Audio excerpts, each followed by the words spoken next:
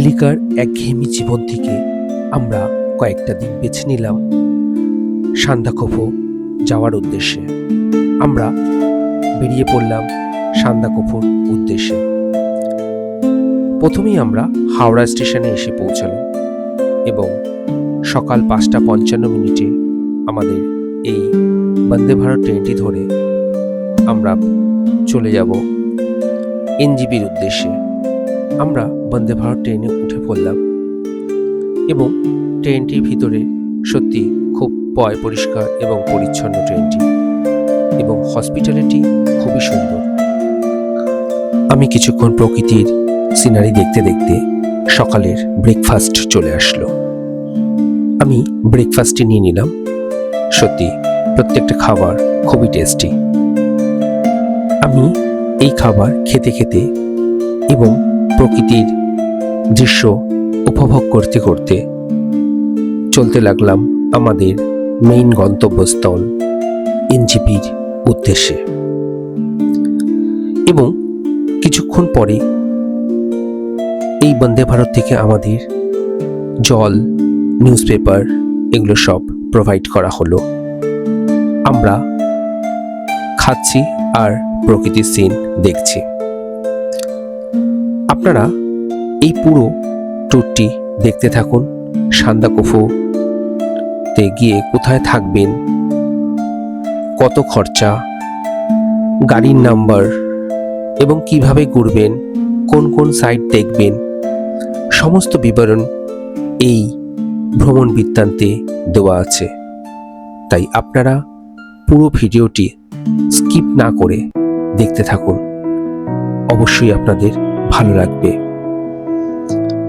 Skip করলে আপনারা অনেক কিছু মিস করে যাবেন, তাই পুরো ভিডিওটি স্কিপ না করে দেখতে থাকুন।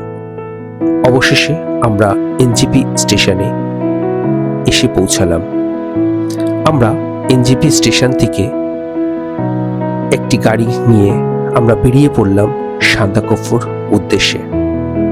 সান্দাকফু যাওয়ার পথে কার্শিয়াং বলে একটি জায়গা আমরা সেটাও দেখলাম, এবং কার্শিয়াংয়ের উপর থেকে যাচ্ছি, যেতে যেতে একটা মার্কেট পড়ল।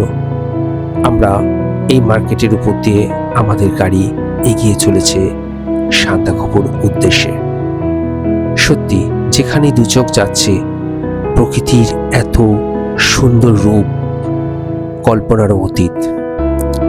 যেমন সুন্দর ঠান্ডা হাওয়া বইছে, আর আমি গাড়ির মধ্যে বসে প্রকৃতির এই মনোমুগ্ধকর দৃশ্য উপভোগ করতে করতে চলেছি সান্দাকফুর উদ্দেশ্যে। আমি যেতে যেতে এই রাস্তার দুই সাইডে অনেক পাইন ফরেস্ট দেখতে পেলাম। সারিবদ্ধভাবে গাড়িগুলো সবই যাচ্ছে এই মানিভঞ্জনের উদ্দেশ্যে। সান্দাকফুতে যাওয়ার আগে মানিভঞ্জন পড়ে এবং মানিভঞ্জন থেকে আমাদের সান্দাকফু যেতে হবে।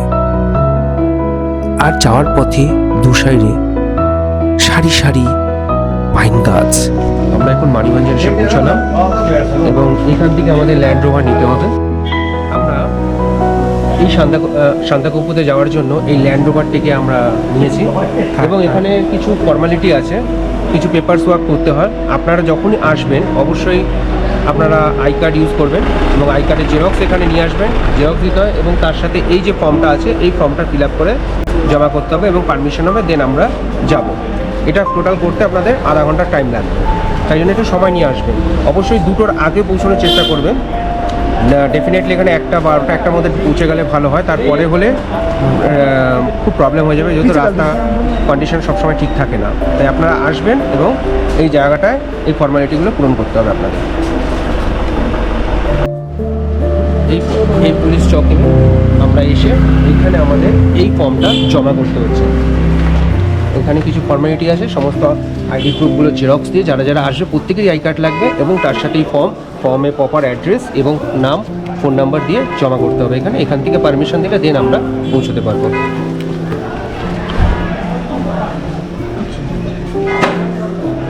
নিশালা ফুল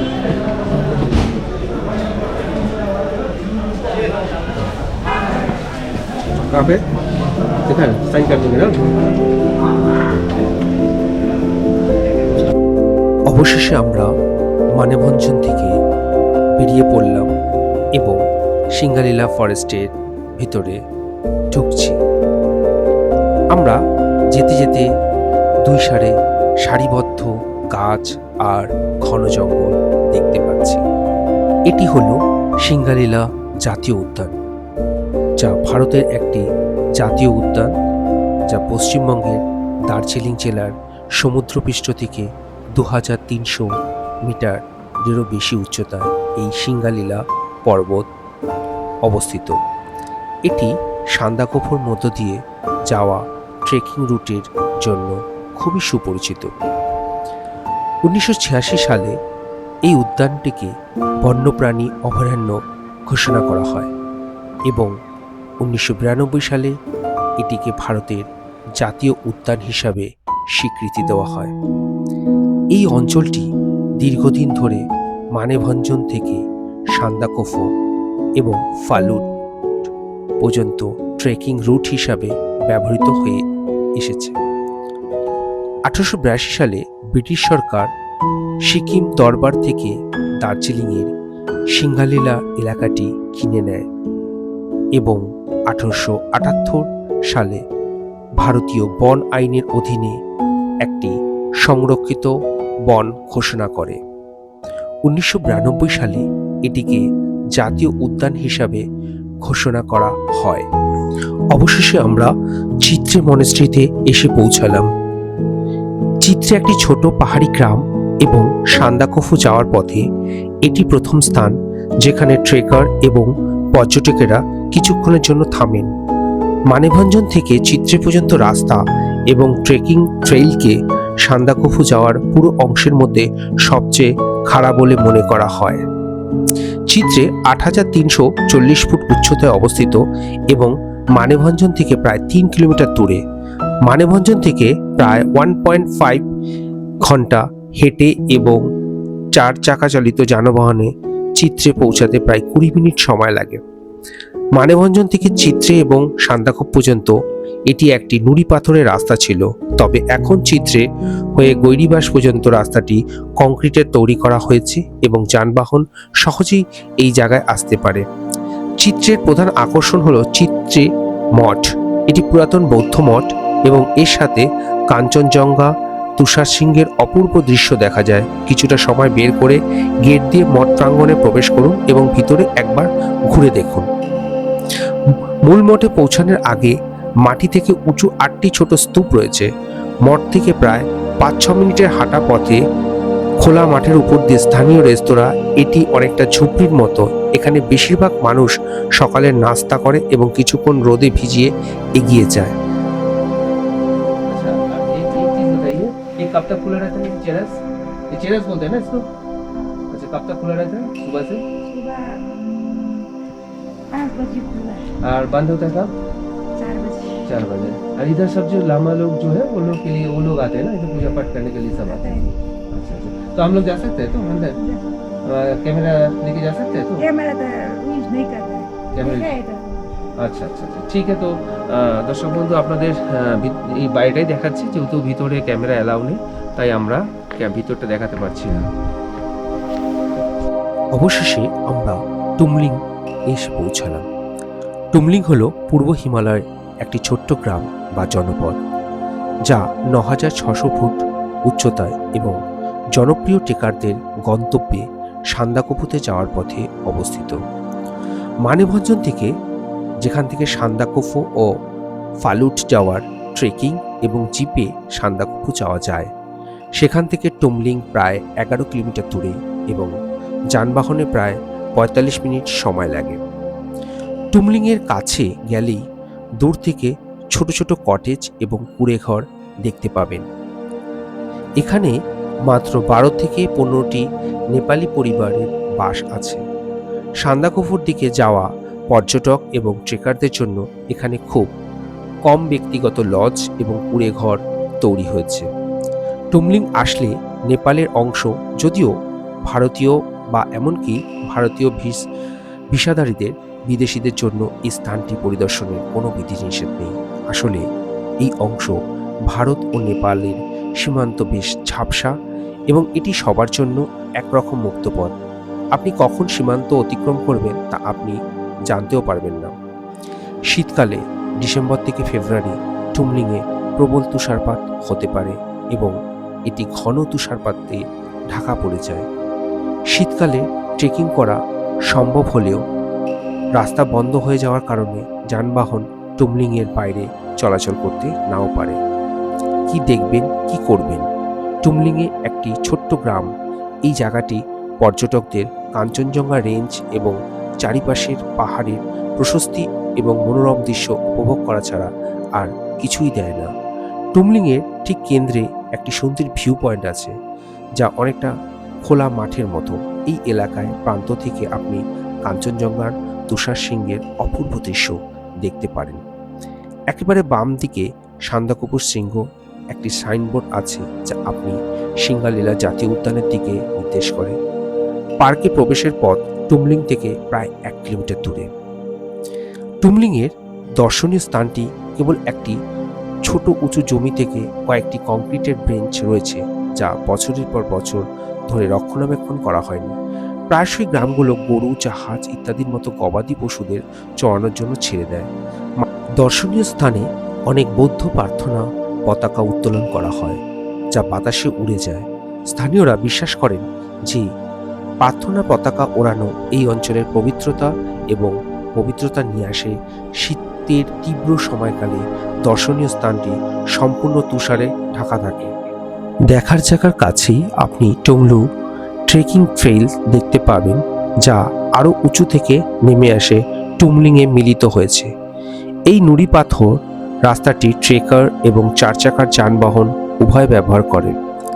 আপনি যদি চান তাহলে টুমলু পর্যন্ত একটা ছোট ট্রেক করে ফিরে আসতে পারেন।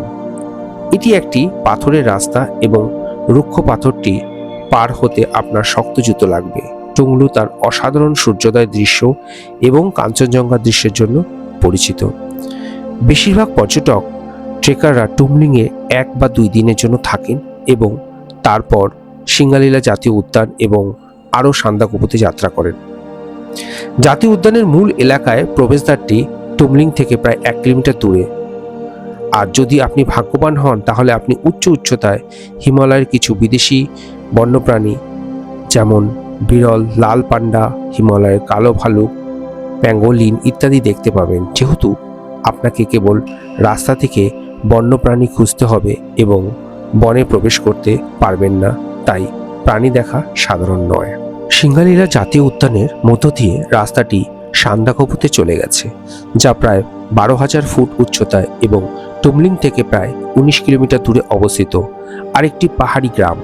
রাস্তাটি গাই রিভার্স পর্যন্ত কংক্রিট করা হয় এবং তারপর সেখান থেকে পাথরের নুড়ি রাস্তায় পরিণত হয়। প্রায় 1 ঘন্টা সময় লাগবে। ভিকেভঞ্জন থেকে সান্দাকফু পর্যন্ত শেষ অংশটি সবচেয়ে খাড়া। টুমলিংয়ে থাকার ব্যবস্থা, বেশ কিছু ব্যক্তিগত থাকার ব্যবস্থা রয়েছে। শিখর লজ বর্তমানে সেরা থাকার ব্যবস্থা এবং এটি নীলা গুরুং নামে একজন স্থানীয় নেপালি মহিলার মালিকাধীন। 1993 সালে খোলা এই লজটিতে গোলাপি টিনের ছাদযুক্ত কটেজ রয়েছে এবং চারিপাশে রাজকীয় পাহাড়ি ভূদৃশ্য রয়েছে।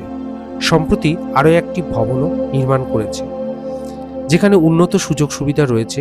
মেঘমা বা টুংলু থেকে টুমলিংয়ের দিকে এগিয়ে যাওয়ার সময় এই লজটি প্রথমেই দেখা যায়। এখানকার অন্যান্য সুপরিচিত থাকার জায়গার মধ্যে রয়েছে হোটেল সিদ্ধার্থ এবং এর সংলগ্ন মাউন্টেন ভিউ লজ, উভয় কাছাকাছি অবস্থিত এবং দেখার জায়গার দিক থেকে মুখ করে অবস্থিত। টুমলিংয়ে সুযোগ সুবিধা, 2025 সাল থেকে টুমলিংয়ে বিদ্যুৎ সংযোগ রয়েছে। যদিও জল পাওয়া যায়, তবুও বেশিরভাগ লজে বালতিতে গরম জল সরবরাহ করা হয়। বিদ্যুৎ নির্ভরযোগ্য না হওয়ার এবং প্রায়শই দীর্ঘস্থায়ী বিদ্যুৎ বিভ্রাট থাকার কারণে বেশিরভাগ লজে সৌর আলো ব্যবহার করা অব্যাহত রয়েছে। শুধুমাত্র ভোডাফোনে মোবাইল নেটওয়ার্ক এবং বিএসএনএল এর টুমলিংয়ের কিছু নির্দিষ্ট স্থানে কাজ করে। আমরা অবশেষে কালীপকরিতে এসে পৌঁছালাম। ওরফে কালীপকরি আসলে পশ্চিমবঙ্গের দার্জিলিং জেলার একটি ছোট্ট হিমালয় জনপদের নাম। এটি জনপ্রিয় সিঙ্গালীলা জাতীয় উদ্যানের অভ্যন্তরে একটি গ্রাম। কালীপুখরি তুলনামূলক একটি নতুন পর্যটন কেন্দ্র। এটি ট্রেকার সম্প্রদায়ের মধ্যে স্বীকৃতি অর্জন করেছে, বিশেষ করে কারণ এটি ট্রানজিট শহর মানে ভাঞ্জিয়াং থেকে পশ্চিমবঙ্গের সর্বোচ্চ শৃঙ্গ সান্দাকফু পর্যন্ত ট্রেকিং রুটে অবস্থিত। এই গ্রামটি গৌরীবাস থেকে সান্দাকফু পর্যন্ত খাড়া ট্রেকিং রুটের মধ্যবিন্দু হিসাবে বিবেচিত করা হয়ে যেতে পারে। এই স্থানের হ্রদ কালীপুখরির জন্য একটি ল্যান্ডমার্ক হিসাবে আছে। হ্রদের জল গাঢ় রঙের এবং তাই এই নামটি জন্ম হয়েছে। কালী অর্থ অন্ধকার এবং নেপালি ভাষায় পুখরি অর্থ হ্রদ। কালীপুখরি ভ্রমণের সেরা সময়। কালীপুখরি সাধারণত সকালে কুয়াশাচ্ছন্ন থাকে। এর সৌন্দর্য অতুলনীয় এবং এর প্রশান্তি মনোমুগ্ধকর। মাঝে মাঝে আপনি স্থানীয়দের দ্বারা বাজানো নেপালি গান শুনতে পারেন। মাঝে মাঝে বৃষ্টিপাত হতে পারে, যার সময় খাড়া পথ বেয়ে ওঠা একটি চ্যালেঞ্জ হয়ে উঠতে পারে। যদিও আপনি বছরের যে কোনো সময় এই জায়গাটিতে পরিদর্শন করতে পারেন, তবে সেরা সময় হলো এপ্রিল থেকে মে অর্থাৎ বসন্তকালে। এই সময় রোডোডেন্ড্রন প্রস্ফুটিত হবে এবং পাইন গাছগুলো তাজা গাঢ় সবুজ হবে। বর্ষা জুলাই থেকে আগস্ট এড়িয়ে চলুন, কারণ বৃষ্টি হুমকির কারণ হতে পারে। কালীপুখরির ভ্রমণ পথ। শিলিগুড়ি থেকে গাড়িতে করে কালীপুখরি পৌঁছানো যায়। আপনার যাত্রা শুরু হবে নিউ জলপাইগুড়ি রেলওয়ে স্টেশন অথবা বাগডোগরা বিমানবন্দর থেকে। প্রথমে দার্জিলিং এবং তারপর কালীপুখরি। এই জায়গায় পৌঁছানোর পর রাত্রি যাপনের ব্যবস্থা করুন এবং ভোরবেলায় সান্দাকফুতে আপনার যাত্রার পরিকল্পনা করুন। কালীপুখরি থেকে সান্দাকফুর দূরত্ব প্রায় 6 কিলোমিটার, যে কারণে ছোট ট্রেকিংয়ের জন্য এটি সবচেয়ে পছন্দের। আপনি একদিনের মধ্যে এই অভিযানটি কভার করতে পারবেন। আবহাওয়ার, ট্রাফিক এবং রাস্তার অবস্থার উপর নির্ভর করে। আনুমানিক ভ্রমণের সময় গাড়িতে 9 থেকে 12 মিনিট এবং হেঁটে 2 থেকে আড়াই ঘন্টা লাগবে। গাড়ি চালানোর সময় আপনাকে মানেভঞ্জন সান্দাকফু ফালুট রোড ধরে যেতে হবে। দয়া করে মনে রাখবেন, এখানে যাতায়াতের জন্য এগুলি একমাত্র বিকল্প। বিকল্পভাবে আপনি কালীপুখরি থেকে সান্দাকফুতে বিমান ধরতে পারেন। দূরত্ব 3 কিলোমিটার এবং সময় নেবে 30 মিনিট। কালীপুখরি থেকে সান্দাকফুতে 2টি রাস্তা দিয়ে পৌঁছানো যেতে পারে, একটি ভারতের মধ্য দিয়ে এবং অন্যটি নেপালের মধ্য দিয়ে। দ্বিতীয়টি একটি সহজ পথ এবং প্রথমটি খুব খাড়া। আপনি যদি ভারতের মধ্য দিয়ে এই পথে যান তাহলে গরম পোশাক এবং ট্রেকিং জুতো পরুন। আমরা এখন সান্দাকফুতে পৌঁছাবো। তো সান্দাকফুতে পৌঁছানোর আগে একটা ফরেস্ট রয়েছে, পুরো ঘন জঙ্গল চারিদিকে। তো গাটাও ছমছম করছে। এখানে চিতা, ভাল্লুক এবং বিভিন্ন হিংস্র জন্তু জানোয়াররা এখানে বেরিয়ে আসে। তো যাওয়ার পথে আমরা দেখার চেষ্টা করছি যদি কারো কোনো জন্তু জানোয়ারের দেখা পাই কিনা, কিন্তু তার মাঝখানেও গাটা খুব ছমছম করছে। একটা ভয়াল পরিস্থিতি চারিদিকে। সব মিলিয়ে একটা, সত্যি কথা বলতে, খুব ভালো একটা পরিবেশ এনজয় করছি।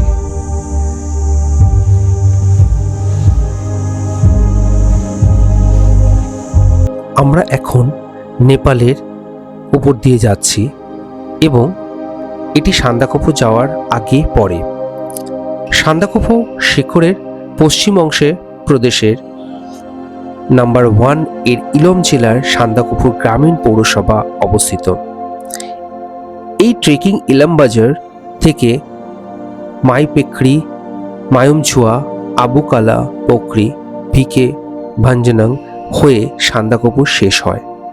এছাড়াও ইলামবাজার থেকে সুলুবাং, যমুনা, হ্যাত পাইপল, কালীপোখরি, ভিকে ভ্যানজাং হয়ে সান্দাকফুরে শেষ হয়। এই ট্রেকিং রুটে যমুনা পর্বতারোহীদের জন্য সবচেয়ে মূল্যবান। এই পথে ধাপপোখরি, ছায়াতলে মতো অনেক সুন্দর জায়গা ছিল। সেখানে 3টি জঙ্গলও রয়েছে। জঙ্গলগুলো হলো ইলি সামুদায়িক বন, চোয়াতার সামুদায়িক বন, হাঙ্গেথাম সামুদায়িক বন। এই সিঙ্গালীলা অভয়ারণ্যটি, এই উদ্যানের মানব বসতির কোনো উল্লেখযোগ্য ইতিহাস নেই, তবে সান্দাকফু এবং ফালুটের ট্রেকিং রুটে বরাবর ছোট ছোট বসতি গড়ে উঠেছে। একই নামের হ্রদের চারিপাশে কালাপোখরি একটি মোটামুটি বড় গ্রাম। 1905 সালে কাঞ্চনজঙ্ঘা আরোহণে ব্যর্থ চেষ্টাকারী প্রথম নথিভুক্ত পর্বতারোহী দল সিঙ্গালীলার রিজকে একটি যোগাযোগের পথ হিসাবে ব্যবহার করেছিল। এই দলের নেতৃত্ব ছিলেন জুলস জ্যাকেট গিলারমোট এবং বিখ্যাত জাদুবিদ অ্যালিস্টার ক্রাউলি। এখানে বিভিন্ন রকম প্রাণী দেখা যায়, যেমন লাল পান্ডা, চিতা বিড়াল, বার্কিং হরিণ, হলুদ গলার মার্টেন, বন্য শুয়োর, প্যাঙ্গুইন এবং পিকা সহ বেশ কয়েকটি ছোট ছোট স্তন্যপায়ী প্রাণী রয়েছে। বৃহত্তর স্তন্যপায়ী প্রাণীদের মধ্যে রয়েছে হিমালয়ের কালো ভালুক, চিতাবাঘ, মেঘলার চিতা, শেরো এবং টাকিন। বাঘ মাঝে মাঝে এই অঞ্চলে ঘুরে বেড়ায়, কিন্তু এই বনে বসবাসের জন্য যথেষ্ট বড় শিকার আবাসস্থল তাদের নেই। পাখি, এই উদ্যানটি পাখি প্রেমীদের জন্য এক আনন্দের স্থান, যেখানে 120টিরও বেশি প্রজাতির পাখি রয়েছে, যার মধ্যে রয়েছে হিমালয় শকুন, scarlet minivet, kalij pheasant, blood pheasant, satyr tragopan, brown এবং ফুলভাস প্যাটোভিল, রুফাস ভেন্টেড টিট এবং ফায়ার টেউলট, মাইজোর্নিস এবং গোল্ডেন ব্রেস্টেড ফুলভেটারের মতো ওল্ড ওয়ার্ল্ড বাবলার্স। পার্কটি অনেক পরিযায়ী পাখি উড়ান পথেও অবস্থিত। সরীসৃপ এবং উভয়চর প্রাণী বিপন্ন হিমালয় নাউট এই অঞ্চলে ঘন ঘন ঘুরে বেড়ায় এবং জোরে জোরে পোখরি এবং সুকি পোখরি হ্রদ এর নিকটবর্তী হ্রদের চারিপাশে বংশবৃদ্ধির জন্য জড়ো হয়। আমরা সান্দাকফুর আসার পথে দু সাইডে প্রচুর মেঘ দেখতে পেয়েছি। অবশেষে আমরা সান্দাকফুতে এসে পৌঁছালাম।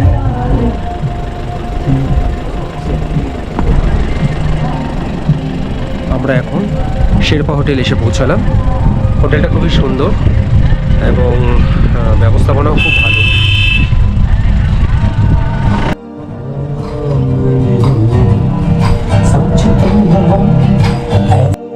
এটা হচ্ছে হোটেলের রিসেপশন এবং এখানে খাবার ব্যবস্থা রয়েছে, ইনক্লুডিং ফুডিং রয়েছে। ফুডিংয়ের জন্য এখানে সব কিছুই অ্যারেঞ্জমেন্ট রয়েছে। এটা আরকাম হোটেল। কেউ যদি মনে করে যে একটু ঠান্ডার মধ্যে শরীরটা গরম করতে হবে, তারও ব্যবস্থা সব রয়েছে এখানে।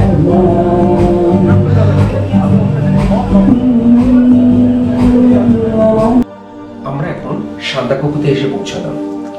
সান্দাকফুতে আমরা শেরপা হোটেলের কাছে আসলাম এবং এই হোটেলে আমরা বুক করলাম। এখন টাইম হচ্ছে 5:30 বাজে। তো এই হচ্ছে আমাদের রুম।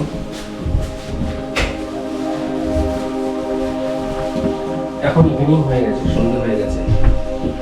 আমাদের ব্রেক দিয়েছে, দোকানে এখানে 4 জন অনায়াসে একটু শুয়ে পড়তে পারবে, কোনো অসুবিধা নেই।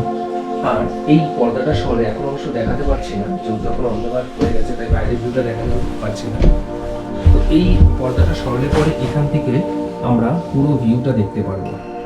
এখান থেকে কাঞ্চনজঙ্ঘার ভিউ প্লাস এখান থেকে আমরা পুরো মানে মেঘটাকে ভালো করে এখান থেকে আমরা বুঝতে পারবো। আর আমাদের তার সাথে দিয়েছে, এর সাথে আমাদের বাথরুমও রয়েছে। বাথরুমটা ক্লিনই আছে, ছোট্টর উপরে ক্লিন আছে, গিজার্ড আছে, আর যেরকম হয় আর কি সেরকম। এবং বাথরুমেরই জানলা থেকেও কিন্তু আমরা কিন্তু বাইরের ভিউটা দেখতে পাচ্ছি। খুবই ভালো লাগছে হোটেলটা। এসে আমরা গরম গরম কফি, এর সাথে সাপ্লিমেন্টারি আছে, এটা যে যতবার খুশি খেতে পারে। কফিতে একটু চুমুক দিই ঠান্ডার মধ্যে, অবশ্যই কফিটা খুব দরকার। খুব সুন্দর। আর তার সাথে আমরা কচু ভাজা নিয়েছি। এগুলো খাওয়ার পর আমরা একটু পরে চিকেন পকোড়া খাবো, তারপরে আমরা রাত্রিবেলায় ডিনার নিয়ে নেবো। সত্যি খুব ব্যবস্থাপনা খুব সুন্দর।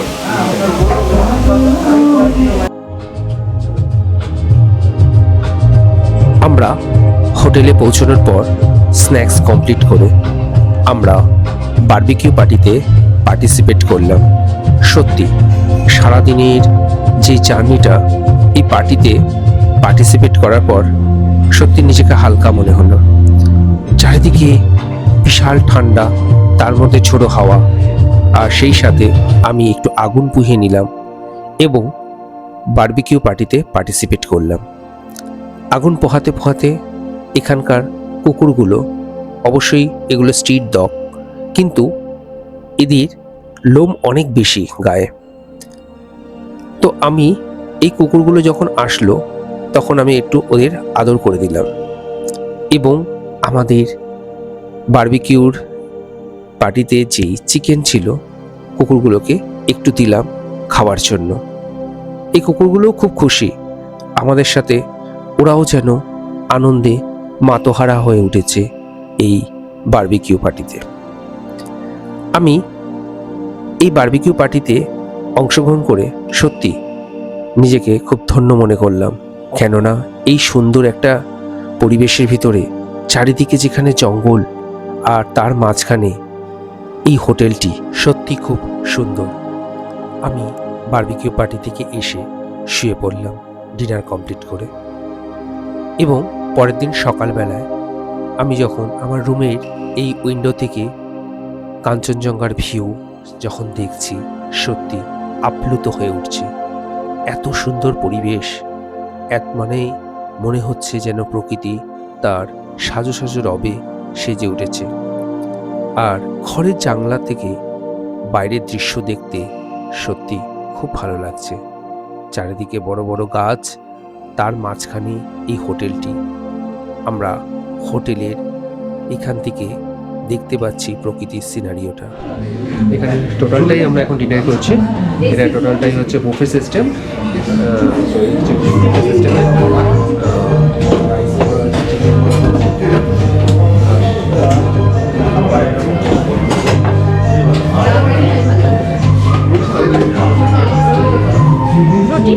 हाँ रोटी दे दीजिए बस।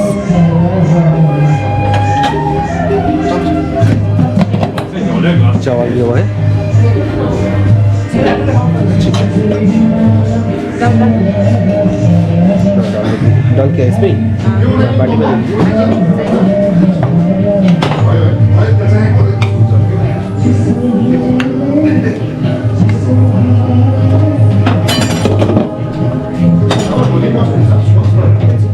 चिकन और एक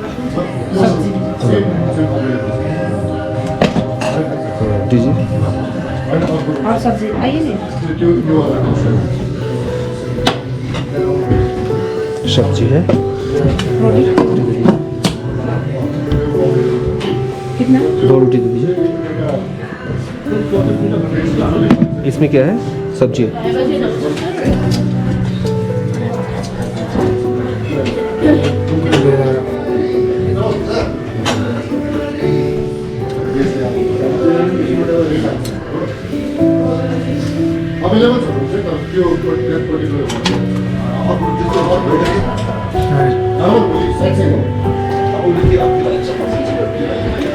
कम से आपको टेबल में नहीं लेना। टेबल में है ना, ठीक है। टेबल में दिया।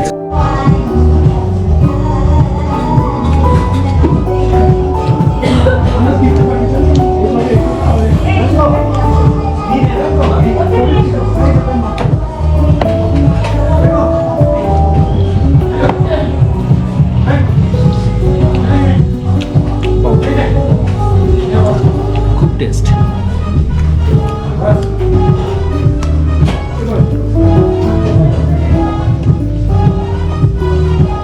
সান্দাকফুতে আসলে সব থেকে সেরা দৃশ্য হচ্ছে সকালবেলার সূর্যোদয়। এই সূর্যোদয় দেখার উদ্দেশ্যে এখানে আমি খুব সকাল সকাল উঠে পড়লাম। আমার সাথে অনেক যারা ভ্রমণ করতে এসছেন তারাও উঠে পড়ল। প্রচুর মানুষ এখানে হোটেলের ছাদ থেকে সূর্যোদয় উপভোগ করতে শুরু করলো। আমিও তার সাথে যোগদান দিলাম। আমরাও এই সূর্য ওঠার দৃশ্যটি এক মন থেকে দেখা শুরু করলাম। সত্যি যেন প্রকৃতি সেজে উঠেছে তার সাজো সাজো রবে। ক্রমশই যখন অন্ধকার থেকে আস্তে আস্তে করে আলো উঠছে, আকাশটা কিরকম যেন লাল ছিটিয়ে আবিরের মতো হয়ে রয়েছে। আমার চোখ যেন এই দৃশ্য থেকে সরাতেই পারছিলাম না। সত্যি দেখার পর মনটা ভরে গেল। ধীরে ধীরে যখন সানরাইজ হলো, মনে হচ্ছে যে মেঘের ভিতর থেকে সূর্যটি উঠে আসছে। এই এক স্বর্গীয় পরিবেশ সৃষ্টি হয়েছে এখানে। আমরা সকালবেলায় সূর্যোদয় দেখার পর আশেপাশের গ্রামটা একটু ঘুরে দেখার জন্য বেরোলাম। অবশ্যই সকালবেলায় আমরা কফি এবং কিছু ব্রেকফাস্ট করার পর বেরিয়ে পড়লাম আশেপাশের দৃশ্য দেখতে। এটি একটি বিশাল বন, যেটাকে সিঙ্গারিলা ফরেস্ট বলা হয়। সেই বনের মাঝখানে এই সুন্দর হোটেলটি রয়েছে এবং হোটেল থেকে আমরা যেখানেই চোখ যাচ্ছে সেখানেই খালি গাছ আর গাছ, ঘন জঙ্গল। আমরা এই জঙ্গলের সৌন্দর্য উপভোগ করতে সকাল সকাল বেরিয়ে পড়লাম মর্নিং ওয়াক করতে। সত্যি এই পিওর অক্সিজেন আর এই মর্নিং ওয়াক সকালবেলায়, চারিদিকে পাখিদের কিচিরমিচির শব্দ, মন যেন উড়ু উড়ু করছে, যেন এখানেই থেকে যায়। এবং প্রকৃতিকে এত কাছ থেকে দেখার মজাটাই একদমই অন্যরকম। সমস্ত দৃশ্যগুলো ক্যামেরায় বন্দি করলাম এবং আমার হৃদয়ের মধ্যেও আমি এই দৃশ্যগুলোকে স্মৃতি করে নিয়ে গেলাম। সত্যি খুবই সুন্দর এখানকার দৃশ্য। আমি বেরিয়ে পড়লাম জঙ্গলে ভিতরে। এখানে বিভিন্ন প্রজাতির গাছ রয়েছে। আমি সেই গাছের কাছে একটু এগিয়ে গেলাম। সকালবেলায় মর্নিং ওয়াকে চলছি, যেতে যেতে রাস্তার দু সাইডে কি সুন্দর গাছগুলো, লাল লাল গাছগুলো, তাদের দেখতে খুব সুন্দর লাগছে। আর জায়গাটা এতটাই ঠান্ডা, মানে এত কিছু পড়ে আছি তারপরেও ঠান্ডা লাগছে। এখানে প্রচণ্ড ঠান্ডা। আমরা চলেছি একদম জঙ্গলের ভিতরে এবং এই উপরে আমরা উঠে টোটাল টপ ভিউটা আমরা দেখবো আজকে। দেখা যাক কিরকম লাগে। আপনার সঙ্গে থাকুন।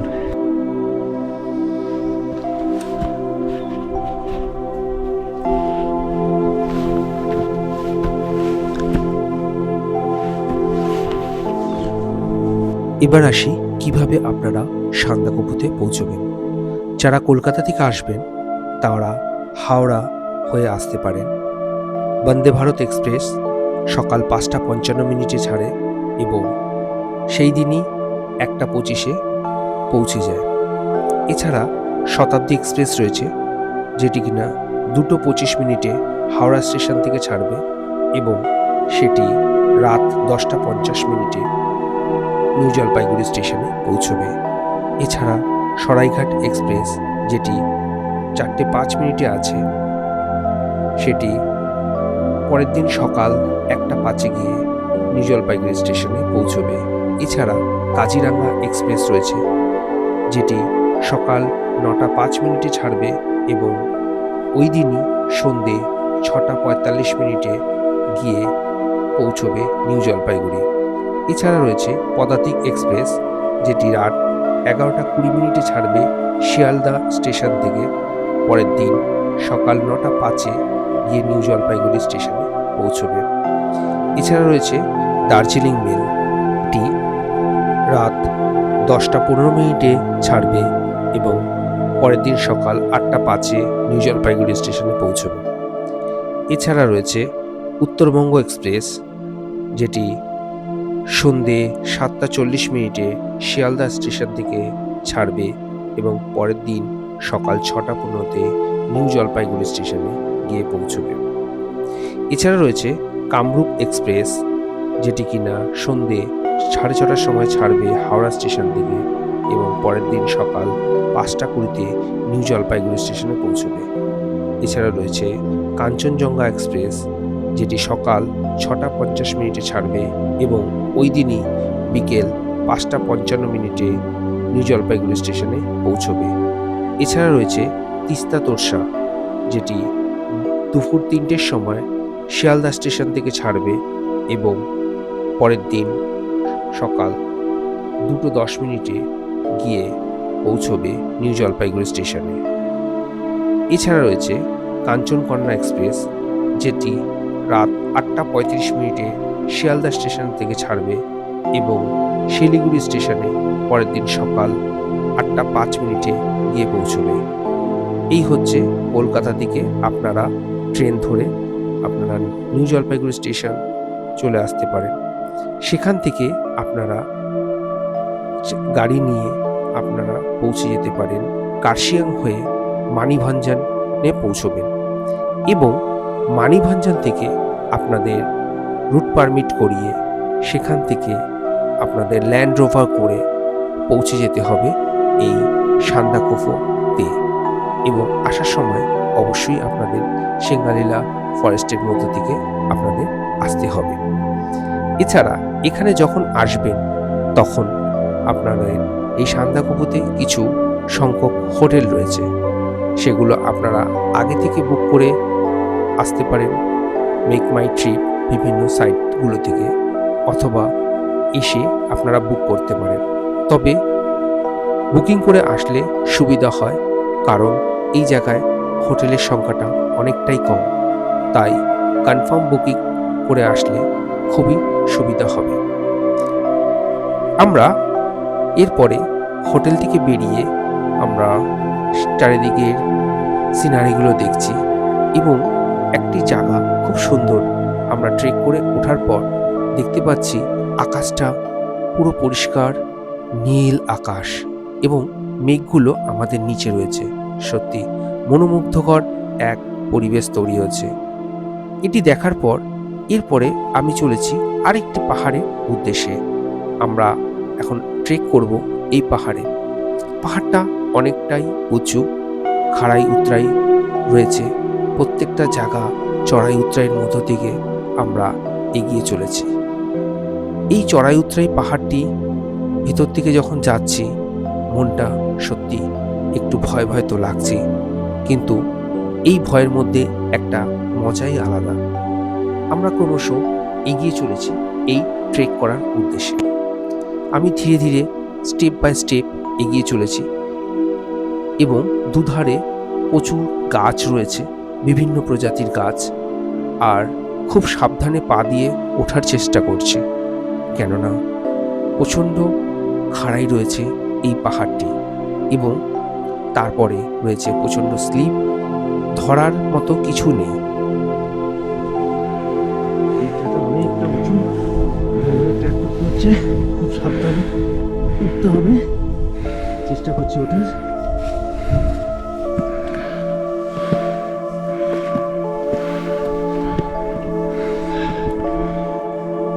অনেকটা উঠে গেছি। এখান থেকে ভিউটা লাভলি লাভলি, দারুণ লাগছে। আপনারা সঙ্গে থাকুন, দেখতে থাকুন।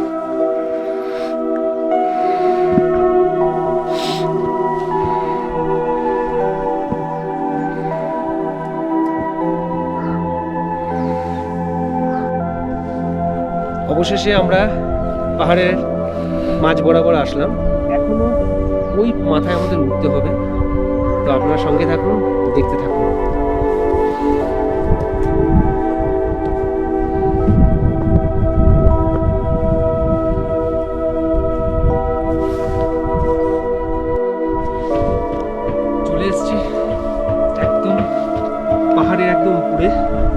ট্রেক করে। খুব সুন্দর জায়গা, উঠে তো পড়লাম, এবার নামতে গেলেও অনেক সাবধানে নামতে হবে। এই জায়গাটা একটা বিশেষত্ব আছে, এখানটা বৌদ্ধদের একটা সংস্কৃতি এখানে রয়েছে।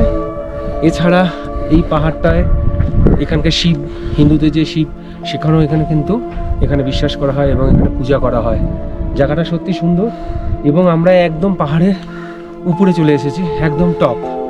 এবং এখান থেকে আমরা, আপনারা দেখতে থাকুন যে এরকম কি সুন্দর ভিউজ, কত সুন্দর লাগছে পাহাড়টা, স্বর্গীয় পরিবেশ অনুভব করছি একদম উপর থেকে টোটাল সান্দাকফু এরিয়াটা। সান্দাকফুতে এই পাহাড়টিতে অনেকটাই উঁচু। এই পাহাড়ের একদম মাথায় আমি অনেক কষ্ট করে উপরে উঠে পড়লাম, কিন্তু কোনো কষ্টই যেন কষ্ট লাগছে না, বরং আনন্দই ফিল করছি। এত উঁচু থেকে এই সিনারিওটা দেখা সত্যি মনটা ভরে গেল। এত সুন্দর, মনে হচ্ছে মেঘের উপরে দাঁড়িয়ে আছি, চারিদিকে মেঘমল্লার পরিবেশ, আর যেখানেই তাকাচ্ছি সেখানেই পাহাড় আর সবুজের সমারোহ। এই পাহাড়ের উপরে ওঠার সময় প্রচণ্ড ঝোড়ো হাওয়া বইছিল। আমি পাহাড়ে উপরে উঠে প্রকৃতিটিকে উপলব্ধি করার চেষ্টা করলাম এবং মন থেকে সত্যি এক ভালো লাগার জায়গা তৈরি হলো। আমি এইখানে বৌদ্ধ ধর্মাবলম্বীদের একটি অংশ রয়েছে, সেখানটায় আমি এসে দাঁড়ালাম এবং আমি একটু পাথরগুলোকে সাজিয়ে সুজিয়ে রাখার চেষ্টা করলাম। এরপরে আমি এই চারিদিকে যেখানে তাকাচ্ছি সেই দিকটা এতটাই ভালো লাগছে যে আমি দিশেহারা হয়ে যাচ্ছি, আমার মন পাগল হয়ে উঠেছে। আমি চারিদিক নেচারের সাথে নিজেকে মেলে ধরেছি, আর উপরেই ভগবানের কে আমি প্রে করছি, মন থেকে প্রে করছি, কেননা এটা বৌদ্ধদের একটা ধর্মীয় জায়গা। আমি মন থেকে ভগবানকে আমার প্রে করছি এবং প্রে করার পর সত্যি এই জায়গাটা এতটাই ভালো, এতটাই সুন্দর যে নিজের চোখে না দেখলে হয়তো এটার আনন্দ পেতামই না। সত্যি এ এক ঈশ্বরের ঐশ্বরিক শক্তিতে এই জায়গাটা সাজানো হয়েছে। এত সুন্দর নেচার, যেন মনটা ভরে গেল। আর আমি এই ছবিগুলোকে আমি আমার ক্যামেরা বন্দি করলাম এবং আমার মনের ক্যামেরায় এই চিরস্মরণীয় হয়ে রইল এই স্থানের জায়গাটি। আমি খুবই আনন্দিত হলাম এই জায়গাটিতে এসে। দার্জিলিংয়ে এসেছি, সান্দাকফুতে যদি এই জায়গাটিতে না আসতাম তাহলে বোধহয় অনেকটাই মিস করে যেতাম। আপনারা আমার সঙ্গে থাকুন এবং দেখতে থাকুন এই সুন্দর এক মনোরম পরিবেশ, চারিদিকে খালি মেঘ আর মেঘ। খুব সুন্দর জায়গা। আমরা পাহাড়ের একদম উপরে চলে এসেছি ট্রেকিং করে। এখান থেকে সান্দাকফুটা খুবই সুন্দর লাগছে, মনে হচ্ছে মেঘের উপরে আমরা রয়েছি। What's a beautiful scenery, I like it. আমি ট্রেক করার লোভ আর সামলাতে পারলাম না, উঠে পড়লাম এই পাহাড়ের উপরে। আর এই দৃশ্যটা আপনারা দেখতে থাকুন, কত সুন্দর প্রকৃতি, কত সুন্দর নেচার।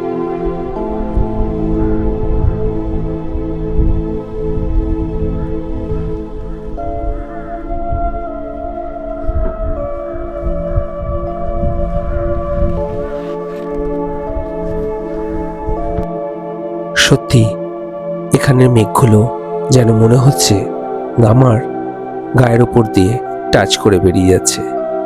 এত সুন্দর মেঘ, সাদা পেঁচা তুলোর মতো লাগছে চারিদিকটা দেখে। সত্যি একটা স্বর্গীয় পরিবেশ অনুভব করছি আমি এখানে। সান্দাকফু প্রায় 11,930 ফুট উপরে অবস্থিত, নেপালের ইলাম জেলা এবং ভারতের পশ্চিমবঙ্গের সর্বোচ্চ পর্বতশৃঙ্গ। এটি পশ্চিমবঙ্গের নেপাল সীমান্তে দার্জিলিং জেলার সিঙ্গালীলা পর্বতের সর্বোচ্চ শিখর। শিখরটি সিঙ্গালীলা জাতীয় উদ্যানের কিনারায় অবস্থিত এবং শীর্ষে কয়েকটি হোটেল সহ সামিটের একটি ছোট্ট গ্রাম রয়েছে।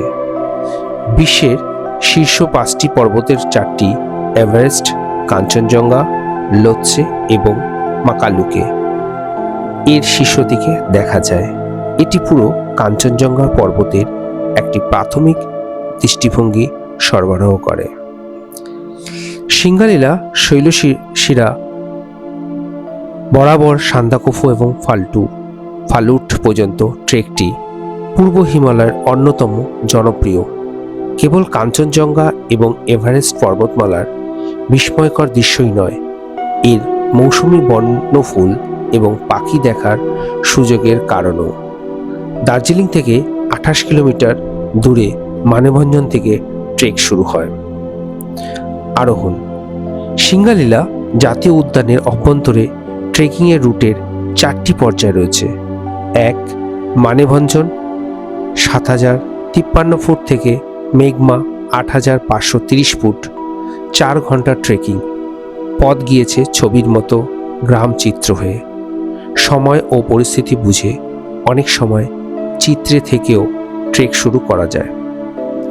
নাম্বার 2, মেঘমা থেকে গৌরীবাস 8599 ফুট। ট্রেকিংয়ের এই পথ গিয়েছে টুংলু 1072 ফুট এবং টুমলিং 9514 ফুট হয়ে। সাম্প্রতিক 2024 সাল নাগাদ গৌরীবাস অবধি রাস্তা মোটর পরিবহনযোগ্য। অনেকে শিলিগুড়ি থেকে সরাসরি গাড়িতে ধোত্র হয়ে টংলু বা টুমলিং এসে সেখান থেকে ট্রেকিং শুরু করেন। সিঙ্গালীলা জাতীয় উদ্যানের সীমানাটি এই পথের ধারেই। টুমলিংয়ে জাতীয় উদ্যানের একটি চেকপোস্ট আছে। নাম্বার 3, গৌরীবাস থেকে সান্দাকফু 4 ঘন্টার টানা খাড়াই পথ ধরে পৌঁছতে হয় সান্দাকফুতে। পথে পড়ে কালাপোখরি গ্রাম। Number 4, Sandakphu to Phalut 11,811 foot উচ্চতায়। ট্রেকিং পথে সবচেয়ে আকর্ষণীয় অংশ হচ্ছে এটি। 21 কিলোমিটার পথে সব সময় সঙ্গী এভারেস্ট আর কাঞ্চনজঙ্ঘা। এই পথে অবশ্য জল খাবার পাওয়া যায় না, নিজেদের নিয়ে যেতে হয়। ইদানিং সব রকম গ্রাম কিছু ব্যবস্থা আছে, তবে তা অনিশ্চিত। নেপাল থেকেও সান্দাকফুতে যাওয়া যায়। সান্দাকফু শিখরের পশ্চিম অংশটি প্রদেশের নাম্বার 1 এর ইলাম জেলার সান্দাকপুর গ্রামীণ পৌরসভায়। এই ট্রেকিং ইলামবাজার থেকে মাইপোখরি, মাই মাজুয়া, মাবু, কালাপোখরি, ভিকে ভাঞ্জানাং হয়ে সান্দাকপুরে শেষ হয়। এই ট্রেকিং রুটে যমুনা পর্বতারোহীদের জন্য সবচেয়ে মূল্যবান। এই পথে ধাপ, পোখরি, ছায়া তার লাল পান্ডার জন্য পরিচিত। আমরা ট্রেকিং করছি, তো ট্রেকিং করার মজাটাই আলাদা। খুব সুন্দর লাগছে, একটা অ্যাডভেঞ্চার ট্রেকিং লাগছে এবং জায়গাটা খুব থমথমে একটা পরিবেশ। চারিদিকে কিছু নেই। এখানে জঙ্গলি জানোয়ারদের ভয় আছে, যে যখন তখন লেপার্ডও চলে আসতে পারে। তো এর মধ্যেই আমরা ট্রেকিং করছি। এক অদ্ভুত আইডিয়া, এক রোমাঞ্চকর আইডিয়া আমাদের তৈরি হচ্ছে। কি সুন্দর লাগছে, মনে হচ্ছে যে প্রত্যেকটা এতে আমরা যেন বিউটিফুল।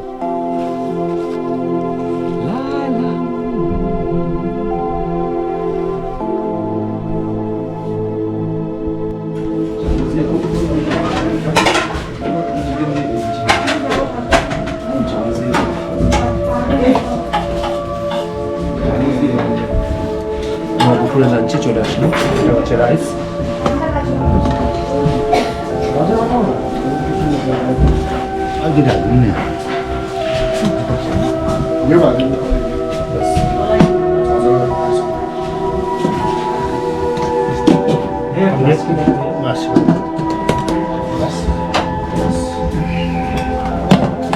What's the ওইদিকে বসতে বলছে বাঁধাকপি। আচ্ছা আচ্ছা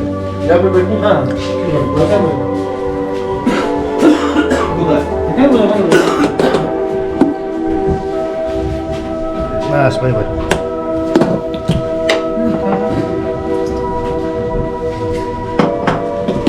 नहीं आगे बता डाल है ना ये कौन सा डाल है मसूर अरे क्या है आलू का डाल আছে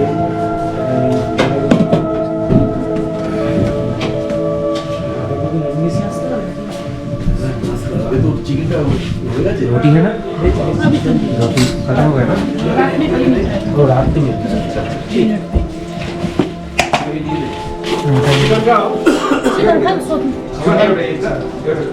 एक चिकन फ्राई कुछ हो जाएगा ठीक है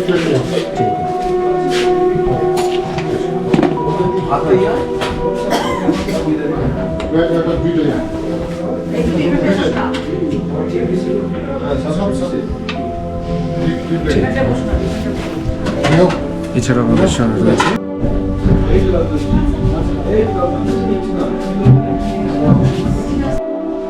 আমাদের লাঞ্চ চলে এসেছে টেবিলে। এই হচ্ছে বাঁধাকপির তরকারি, দেখি কেমন হয়েছে টেস্টটা। মোটামুটি এটা হচ্ছে আলুর তরকারি, এটাও চলে যায়। আর এই হচ্ছে আমাদের চিকেন আইটেমটা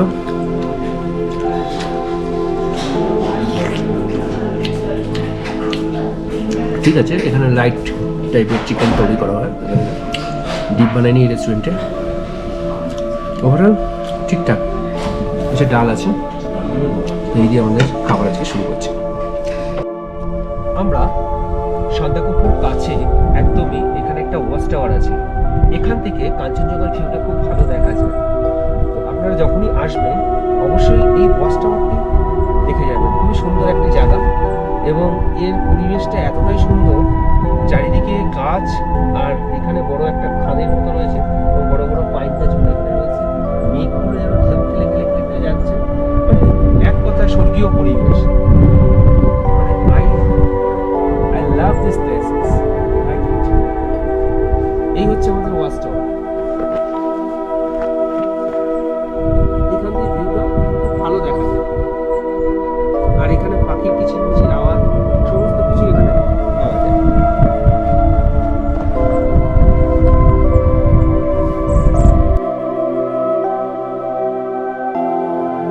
এরপরে আমরা জঙ্গলের ভিতরে ট্রেক করা শুরু করলাম। এই জঙ্গলে, গভীর জঙ্গলে নাকি ব্ল্যাক প্যান্থার এছাড়া লেপার্ড দেখতে পাওয়া যায়। তাই আমরা বেরিয়ে পড়লাম কয়েকজন মিলে। এই গভীর জঙ্গলের ভিতর দিয়ে হাঁটতে খুবই ভালো লাগছে, কিন্তু তার মধ্যে একটা ভয় কাজ করছে। আমরা বিকেলে ইভিনিং ওয়াক করতে বেরিয়ে গেলাম এই সান্দাকফুর একদম গভীর জঙ্গলে।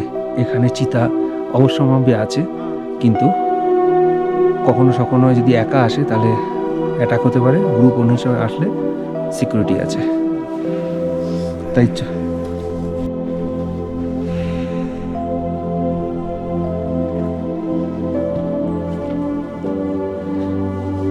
জঙ্গলটাতে একটা থমথমে পরিবেশ সত্যি। আমরা নিচে গেলাম এবং নিচ থেকে জঙ্গলটা ঘুরে এখন উপরের দিকে যাচ্ছি। আমরা দেখার চেষ্টা করছি যে এখান থেকে কোনো বাঘ ঠাক বা জঙ্গলি কোনো জানোয়ার দেখা যায় কিনা।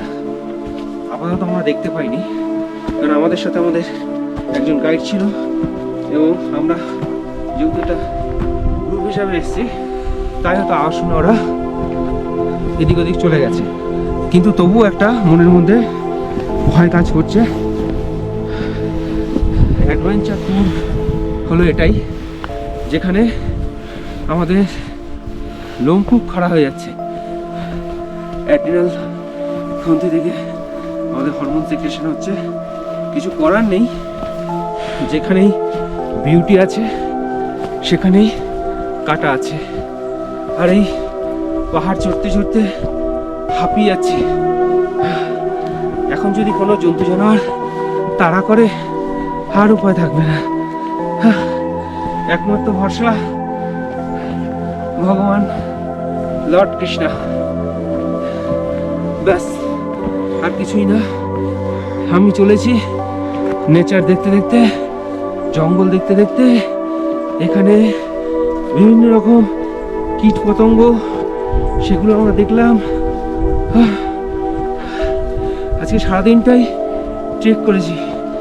এটা হচ্ছে ইভিনিংয়ে আমরা ট্রেক করতে বেরিয়েছি এই কারণেই শুনেছি ইভিনিংয়ে নাকি দেখা গেলে যেতে পারে, তাই জন্য বেরিয়েছি। কিন্তু মনের গভীরে কোথাও যেন একটা ভয় কাজ করছে।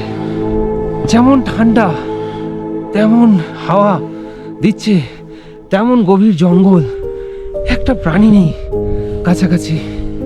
সত্যি বুকটা ধকফক ধকফক করছে।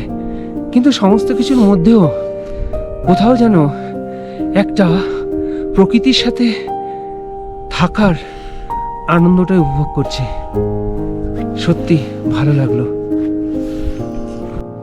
हम लोग जो होटल में हैं वो है शेरपा चलित लॉज है, ठीक है। तो ये मैनेजर है। मेरा नाम है अंजन शाह, आपका नाम? Pemba. Nice to meet you. Okay, आज तो जा रहे हैं हम लोग, ठीक है। तब भी जाने का मन नहीं कर रहा है क्योंकि इतना अच्छा एनवायरनमेंट है और आपका इतना हॉस्पिटलिटी इतना अच्छा है, तो बहुत अच्छा लगा। तो आप कुछ बताइए इसका जगह के बारे में, कब आना है टूरिस्ट लोगों को, कब ज़्यादा अच्छा रहता है, कौन कौन सीज़न में क्या दिखने है, ये सब बताइए। बेसिकली यहाँ पे मार्च अप्रैल जब ईयर से शुरू होगा ना, मार्च अप्रैल सबसे ज़्यादा डिमांड होता है। उसके बाद जून टू सितंबर तक बंद ही रहता है मानसून की वजह से। एंड देन अगेन पूजाज और क्रिसमस न्यू ईयर जैसे फेस्टिव सीजन में ज़्यादा लोग आते हैं। मतलब अक्टूबर टू मार्च तक पूरा अच्छा सीज़न है ये? लगभग पूरा अच्छा सीज़न है। अगर स्नो का टाइम कब है स्नो आना है तो? दिसंबर टू फरवरी। दिसंबर टू फरवरी, ये अच्छा टाइम है। बट ये जो इंडिया का जो ये रास्ता जो है ये बंद रहता है, नेपाल से घुसना पड़ेगा ना, ऐसा स्नो की वजह से? नेपाल में कम स्नोफॉल होता है कम, इसीलिए उस रास्ते से घुसना पड़ता है। अच्छा अच्छा, ठीक है, बहुत अच्छा लगा। ठीक है। ओके, हम लोग जा रहे हैं, कम अगेन अगेन हम लोग आएंगे तो आपके साथ मीट करेंगे, ठीक है। Okay, thank you.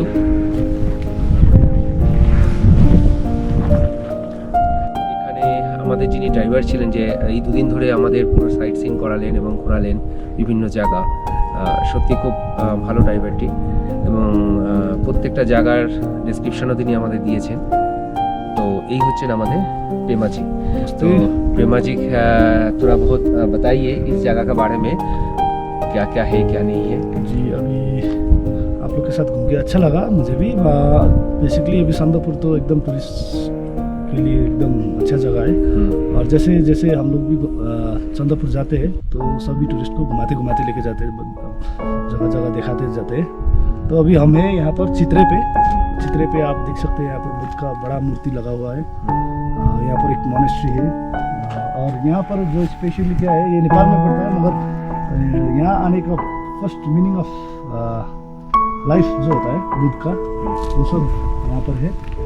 जो आप अगर पढ़ सकते हैं तो वहाँ पर पूरा लिखा हुआ है। और ये ऐसे हम लोग चित्रे, मेघमा, तुमलिंग होके संदकपुर तक जाते हैं।